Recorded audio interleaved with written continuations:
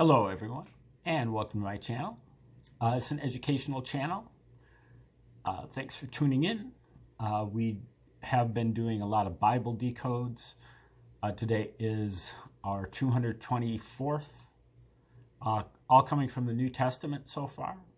We're going to get into the Old Testament eventually, but the main thing that we've been pursuing in the New Testament decodes, originally we pursued a lot of stuff having to do with the Dead Sea Scrolls, and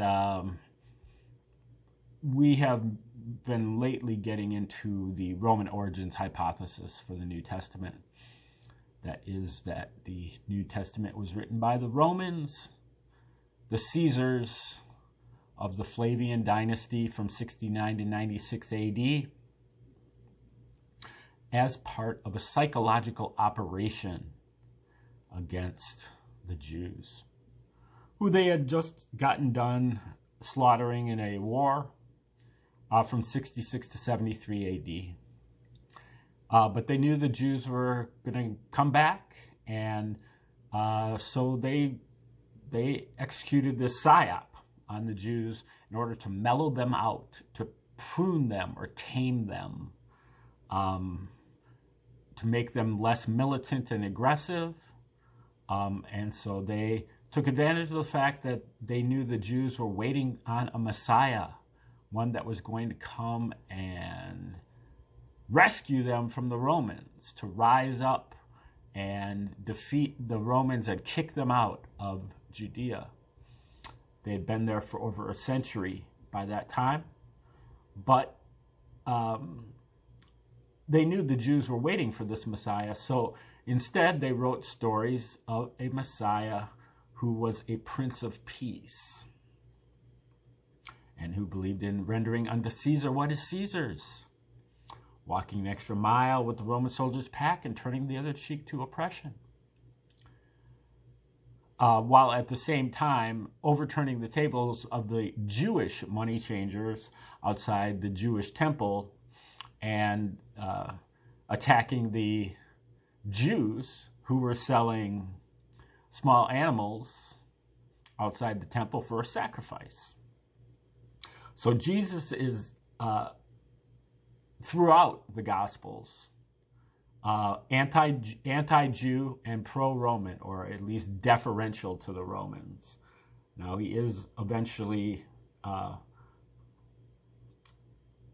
to a certain extent, after Pilate washes his hands, he is put to death or crucified, which is a Roman form of punishment by the Romans.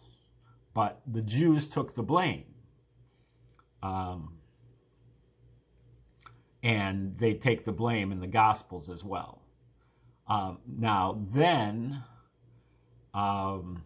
Paul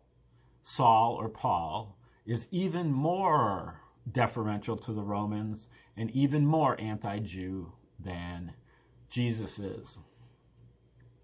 Almost as if it was written by the Romans. But this is just circumstantial evidence. The primary evidence, giving their motive, method. The Romans had created a number of other religions in the first century for psychological purposes. So this is not at all outside of their normal method of operation. The Romans also had, and they were the only ones who had the motive, the means, and the opportunity to pull off this psychological operation. They had a monopoly on censorship, distribution, and publishing. They also wrote in Greek, whereas the apostles of Jesus would have been speaking in Aramaic and probably not writing at all. But the Roman Caesars were literate in both Greek and Latin. much less so in Judea. And but the main evidence comes from the texts itself of the scriptures of the Matthew, Mark, and Luke, as well as the epistles later on. But a lot of that evidence is provided in all the earlier Bible decodes, and also in the books of Joseph Atwill particularly, and Michael Menescot's, who found dozens, hundreds, maybe even thousands of patterns between the Gospels, and a book that was definitely written by the Romans, which is called War of the Jews, or the Jewish War, which is a history of that war fought between the Romans and the Jews, that was generaled for the Romans by General Vespasian and General Titus, his son, who eventually become the two first Flavian emperors. So they were the people who were responsible for this, Titus and Vespasian. And they wrote this history under the name of Josephus. Now, Josephus maybe didn't even exist, but whoever he was, according to his autobiography, he was an insider to the Roman court of the Flavians. He was even adopted by the Flavians as a member of their family. He's known as Flavius Josephus. And he lived in a townhouse at Caesar's palace and was one of the court historians for the Flavians. And his book, in 7 volumes, was heavily endorsed by Emperor Titus, or even before he became emperor.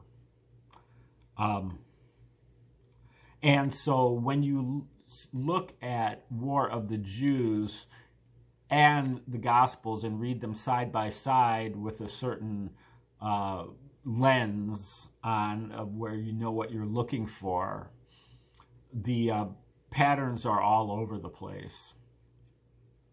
Michael Menescot's found over 250 kind of like parallels just in the book of Luke. And not only that, but he graphed them out on a chart and put the book of Luke on the vertical axis and War of the Jews on the horizontal axis, and plotted all 250 of the points of parallelism, and made 5 almost perfect letters in Latin: APTVS, Titus and Vespasian, for the T and the V, and maybe the S. Arius Piso, perhaps, who was a shadow player in the Flavian court, or possibly Aegion Numa, who was possibly Domitian, Titus's younger brother and the eventual emperor from 81 to 96 AD, the 3rd Flavian emperor, the Father, the Son, and the Holy Spirit. Domitian is known as the Holy Spirit, Titus the Son, and Vespasian the Father. But regardless of who it was the Romans. It's in Latin, and the Romans literally signed their name to the book of Luke. Now, there's a lot of other evidence that's discussed in my videos, but right now what we're doing is we're looking at another book that goes into the Roman origins of Christianity, but does not go as far as they need to in order to kind of break apart the story. Instead, they confine the Roman origins to Paul and kind of ignore the same evidence when it's presented in the context of Jesus. And so they, instead of thinking that the whole New Testament was a psychological operation for the Romans, they just think that Paul is an intelligence agent of the Romans. So Paul is there to basically spy on the new Nazarene movement of Peter and James, the brother of Jesus. And then eventually, once his so-called conversion occurs on the road to Damascus, then Paul tries to infiltrate the movement in various ways. And you can see how he's always protected by the Romans, and he really just kind of roams around, and every place he goes there's like a riot that happens, and Paul has to be rescued by the Romans, and then they put him in prison where he's treated extremely well, and then he gets out and starts again, or something like that. So this book is called Operation Messiah, and it's written by Thies Voskuilen and Rosemary Sheldon. I think we're in chapter 7 here, so we'll start it up and see what happens. This is about Paul's various voyages around Asia Minor and Greece and Rome, and this is about his trip to Athens. The picture of Paul in Athens, painted by Acts 17:16, portrays him as a man who became all things to all men. Paul seems to have made himself like an Athenian and adopted the regular Socratic style of general free discussion in the agora. He takes on a cosmopolitan tone, not that of a Pharisee from Jerusalem. Acts wishes us to accept this portrait of Paul as versatile and cosmopolitan, a man who moved with unequaled freedom and ease in every society, one who addressed many races within the Roman world. The writer is in perfect sympathy with his subject and adapts his tone perfectly to smooth out the problems. The narrative never makes a false step amid all the many details as the scene changes from city to city. All examples of discordance are removed. While Paul was waiting for the message to get back to Thessalonica and resume the work to which he had been called, he began to discourse in the synagogue and to hold Socratic dialogue in the agora with all whom he met. There is a marked difference between the description of Paul's sojourn in Athens and the corresponding descriptions of his stays at Berea and Thessalonica. In those cases, great results were attained, but in Athens, no converts are mentioned at this stage, either in the synagogue or in the agora. This lack of results is usually explained by the shortness of the time Paul stayed in Athens. Many suggest less than a fortnight elapsed before Silas and Timothy joined him there, bringing unfavorable news. It was still impossible for him to return to Thessalonica. Paul did not stay in Athens. His departure is emphasized because it was a violation of the intended plan under the compulsion of events. We are not told why Paul had to make a sudden premature departure. What the provocateur did there remains unknown. But whatever he did seems to have forced him to abandon the city and go to Corinth. Okay, so this is his stay in Corinth, Acts 18. The city of Corinth in the 50s was a burgeoning capital of a Roman province in the Greek East. It was a general it was a great center with two ports, one on the Aegean side and one on the Adriatic side, so that it served as one of the major crossroads for Roman shipping throughout the Mediterranean. When Paul arrived in Corinth, he would have seen a monumental Roman city built around the remains of the older Greek city, the center of which was the Temple of Apollo, with its great monolithic columns standing above the rest of the city. Paul must have traveled among the merchants and the artisans who were the economic backbone of the city. Paul made a number of visits to Corinth in the course of his journeys. One of them lasted as long as a year and a half. Corinth was home to a large Jewish community. Paul's hosts are said to have been Aquila and his wife Priscilla, Jews who had fled from Rome as the result of reprisals taken by the Emperor Claudius against agitators in 49 CE. It is with Aquila that Paul allegedly worked as a tent maker. Scholars who describe Paul as a tent maker and even a despised manual laborer need to explain why Paul's first converts are people of wealth and status. If he were a tent maker, he would have belonged to a different social class altogether. For example, one of the pagan converts was Stephanus, who had the leisure to assume a leadership role and who visited Paul in Ephesus with two companions, apparently bringing material support. Another was Gaius, who had a house big enough to host the whole church. Crispus, mentioned in Acts 18:8, was a wealthy Jew.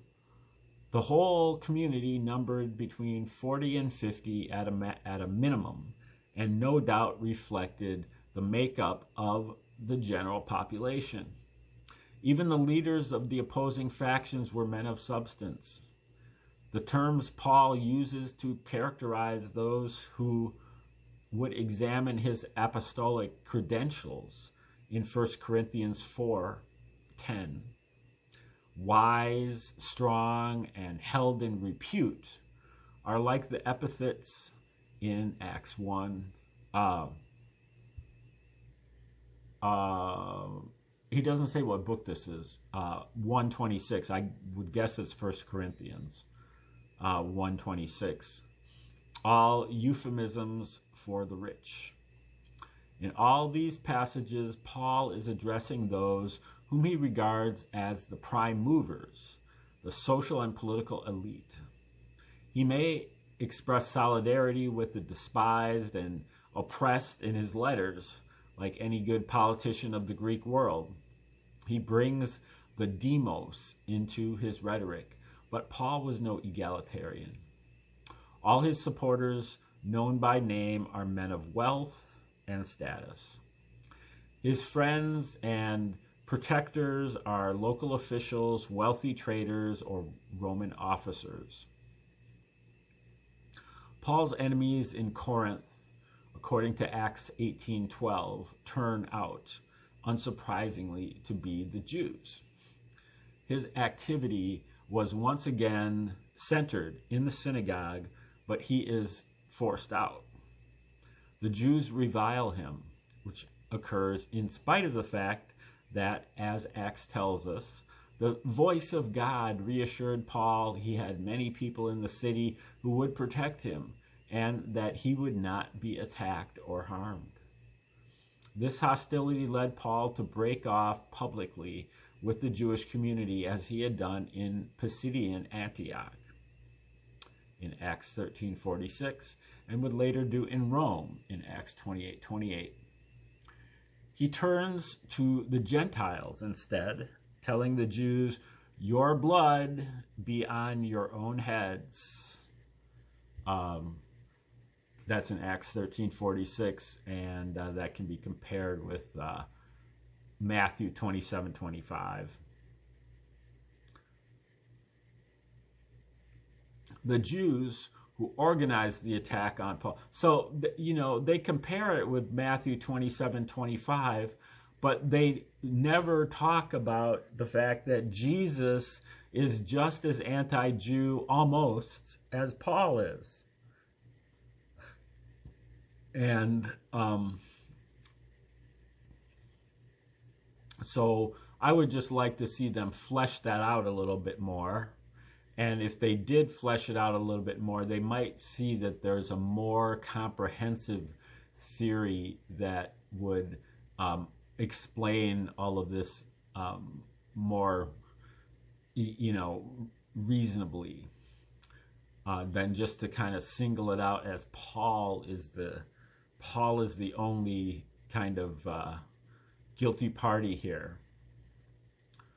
The Jews who organized the attack on Paul then brought him to the proconsul Gallio's court. The Jewish authorities at Corinth looked upon Paul's teachings as founding a new religion outside Judaism, indeed a community hostile to Judaism's fundamental laws. Remarkably enough, for a representative of a Roman government that hated deserters, public unrest, messianists, and Jewish proselytizing in general, the proconsul said he did not find any fault in the public unrest caused by this Jewish deserters' proselytizing activities. These activities amounted to messianism, but the proconsul considered the matter a purely Jewish conflict about Jewish religious laws. It was clear to Gallio that Paul had committed no infraction of Roman law. He referred the case to the Corinthian synagogue. It is also rather remarkable that Paul did not find it necessary to publicly refer to his proconsul friend Sergius Paulus in Cyprus, someone who could have vouched for him with the authorities in Corinth. At least so far during this trip, Paul had two very friendly encounters with Roman proconsuls and very unfriendly ones with the Jews. We do not find this pattern in the life of Paul's alleged example, Jesus. Okay, so they're saying that they're making a distinction here. This does not happen with Jesus, it only happens with Paul. The narrative concludes with Paul's departure for Syria. They just state that, but they don't provide any evidence for it. Go to the Gospels and bring some evidence. But instead, they just say, we do not find this pattern in the life of Jesus. The pattern is right there for you to see. It's not as stark of a pattern as with Paul, but it is there. The narrative concludes with Paul's departure for Syria. He does not seem to have been banished from the Roman colony in spite of the widespread hostility of the Jewish community.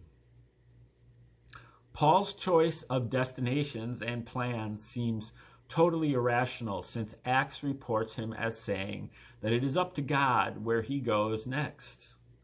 Considering his past as a government agent, however, and two characteristics that some of his destinations have had in common so far, firstly being home to a Jewish community, and secondly being home to refugee members of the persecuted Jesus movement, in the cases of Antioch and Cyprus, we at least have to take the possibility into account that persecutor Paul had strategic reasons for choosing his destinations. That is, to visit Jewish communities and look around whilst debating religion with them. Whether he made friends or enemies, he mostly limited his stay to a short while and then left for the next destination. This is exactly what an agent provocateur would do. The pattern of his actions is repeated over and over. Paul comes to a city, antagonizes Jews, is threatened by these Jews, and flees, helped by brothers or unknown others.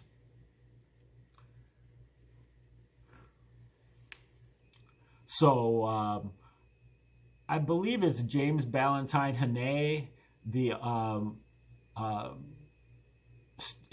early 20th century historian at Oxford. He's not really a historian. I think his field is in science, but he's into the biblical interpretation, and he talks about, I think it's him, definitely Roman Piso talks about it too, that they believe that the epistles were written by Pliny the Younger.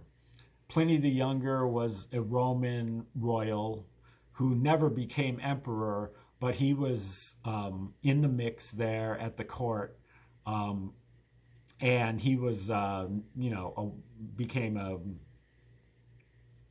well-known, not lyricist, but I can't think of the word, but somebody who wrote down a lot of stuff, like not really like a philosopher, but just kind of. But Pliny was Paul, and because the Romans wrote these things as plays, they would perform them. The Piso family, Arius Piso and his family, would perform these Gospels as plays in front of the people, because most of the people didn't read. And they would travel around and try to get kind of just like what Paul's doing. But they had a big troupe of actors to play this up. And Pliny was Paul. Whenever Paul had a role in one of the plays, Pliny was the player. And but I believe Hannay maps out how every place that Paul goes on his various stops in the book of Acts and so on, and the epistles are places where there are a major brothels. It's like a roadmap to the best brothels of Asia Minor and Greece. Now, I mean, you could probably say that most of these places that he goes are the biggest cities in Greece and Turkey, Asia Minor, but that's interesting. Pliny was also banished to an island for sexually abusing a young boy later on in his career.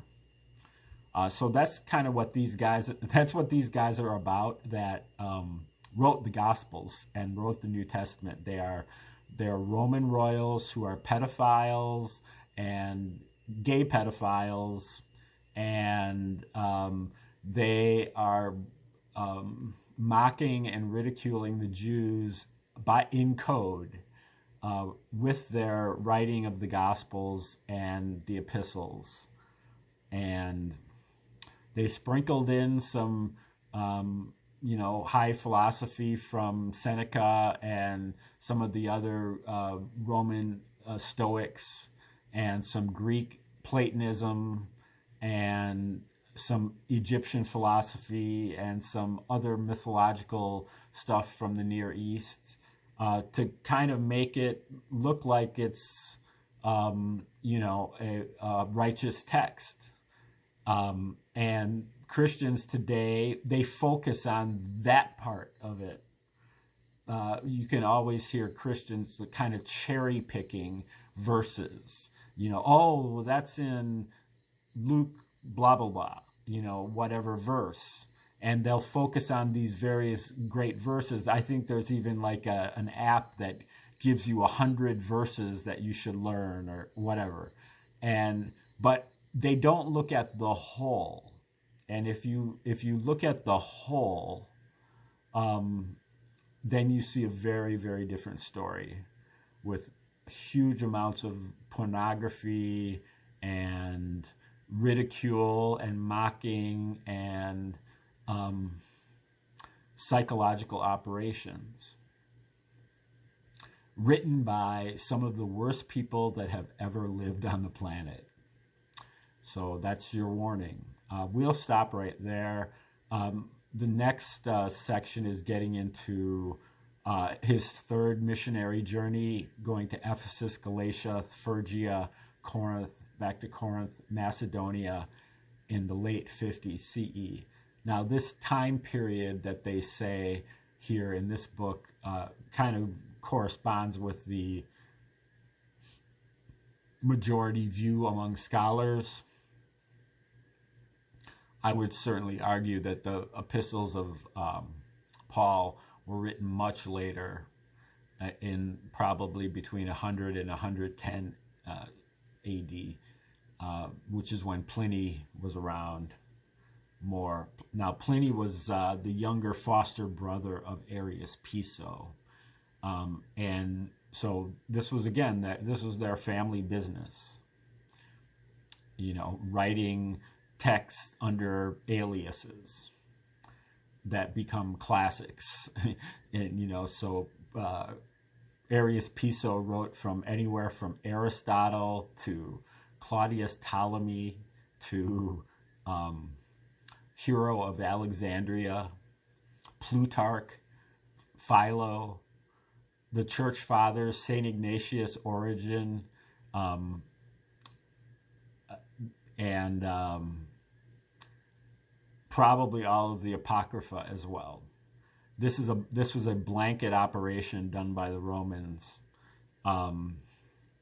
They probably got some of their information from the Dead Sea Scrolls, also from the Herods, the puppet kings, client kings of Judea, who would have known quite a bit more about the Old Testament and the prophecies therein.